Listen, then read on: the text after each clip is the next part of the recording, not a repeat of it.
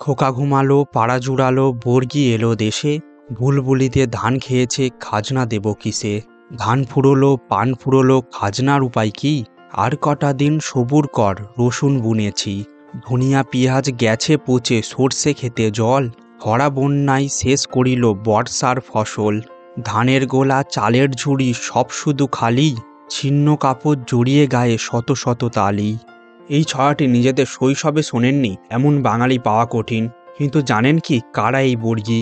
বর্গি অষ্টাদশ শতাব্দীর লুটরাজপ্রিয় অশ্বরোহী মারাঠা সৈন্যদের দল, যারা হর হর মহাদেব বলে ঝাঁপিয়ে পড়তেন বাংলার নিরীহ মানুষদের ওপর। 1741 থেকে 1751 এই 10 বছর ধরে বাংলার পশ্চিম সীমাবর্তী অঞ্চলগুলিতে নিয়মিতভাবে লুটরাজ চালাতো বর্গিরা। এদের ডাকাতি, খুন ও বর্গিহানা এই সময় এক প্রকার বাৎসরিক ঘটনায় পরিণত হয়েছিল। সালটা 1741। আলীবর্দী খান তখন বাংলাকে শাসন করছেন। এদিকে তার শালক রুস্তম জং নবাবী আলীবর্দীকে আসন থেকে সরাতে উঠে পড়ে লেগেছেন। রুস্তম তাই আমন্ত্রণ দিলেন মারাঠা সেনাপতি রঘুজি ভোঁসলেকে। শুরু হলো বাংলা দখলের ষড়যন্ত্র। মারাঠা জাতির সাহায্যেই রুস্তম উড়িষ্যা নিজের করলেন, আর এদিকে মারাঠাও মহা আনন্দে নিজেদের ঘাঁটি করে নিল উড়িষ্যায়। এভাবেই শুরু হলো বাংলায় বর্গি লুটপাটের অধ্যায়টা।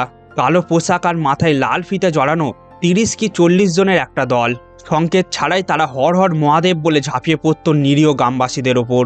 ধীরে ধীরে বর্তমান থেকে হুগলি, মেদিনীপুর ও যশোরের বিভিন্ন অংশে ঢুকে পড়ে এরা। ক্ষেতের পর ক্ষেত লুট করে, নয়তোবা জ্বালিয়ে শেষ করে দিত বর্বর এই জাতি। পরিস্থিতির হাল ধরতে বর্গিদের হারিয়ে উড়িষ্যাকে নিজের অধীন করলেন নবাব। কিন্তু মারাঠারা বাংলার পিছু ছাড়েনি। রঘুজি দেওয়ান ভাস্কর পণ্ডিতকে এই বর্গিদের প্রধান করে পাঠালেন বাংলায়। তারা পাঞ্চেত থেকে সোজা ঢুকে পড়লেন বাংলায়। আবার শুরু হলো বর্গি লুট। আলীবর্দী খাঁ এবার রাজ্য বাঁচাতে নিলেন অসৎ উপায়। চুক্তি বৈঠকে ভাস্কর পণ্ডিতকে আমন্ত্রণ জানালেন। বৈঠক চলাকালীন ভাস্কর পণ্ডিতকে পেছন থেকে হত্যা করলেন আলীবর্দীর ঘাতক দল। কিন্তু ভাস্কর পণ্ডিত মারা গেলেও তার বর্গি বাহিনী অত্যাচার চালিয়ে বাংলাকে করে তোলে শ্মশান ভূমি। 1743 সালে রঘুজি আবার বাংলা আক্রমণ করলেন।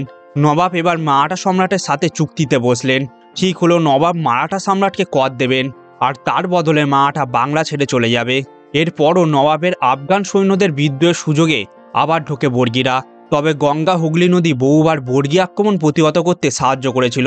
আলীবর্দী খাঁ ও তার সেনাপতি মির্জাফর বর্গিদের ঘাড় ধাক্কা দিয়ে বের করেছে বারবার। 1751 সালে নবাবের সঙ্গে রঘুজির চুক্তি হয়, যার শর্ত নবাব মারাঠাদের প্রতি বছর কর দেবেন, আর তার বদলে মারাঠারা আর বাংলা বিহার আক্রমণ করবে না। বর্গিদের আসা যাওয়া বাংলায় লেগেছিল 10টা বছর ধরে। কিন্তু বাংলার সম্পদের সাথে বাংলার সামরিক বাহিনীও যে চিরকাল তুখোড়। মায়ের কোলে বর্গি দস্যুর ছড়া শুনে বাংলার ছেলেমেয়েরা বড় হয়।